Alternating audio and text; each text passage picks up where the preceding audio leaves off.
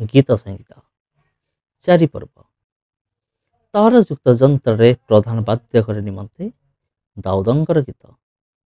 हे ମୋର ଧର୍ମ ସ୍ୱରୂପ ପରମେଶ୍ୱର, ମୁଁ ଡାକିଲେ ମୋତେ ଉତ୍ତର ଦିଅ।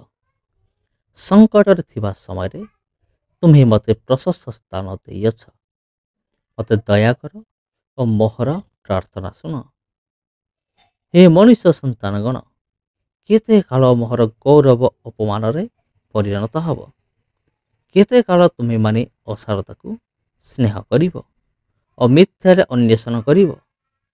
ମାତ୍ର ସଦାପ୍ରଭୁ ଆପଣା ପାଇଁ ସଦ୍ଭକ୍ତ ଲୋକଙ୍କୁ ପୃଥକ କରି ରଖିଅଛନ୍ତି। ଏହା ଜ୍ଞାତ ହୁଅ। ମୁଁ ସଦାପ୍ରଭୁଙ୍କୁ ଡାକିଲେ ସେ ଶୁଣିବେ। ଭୀତ ହୁଅ ଓ ପାପ କର ନାହିଁ।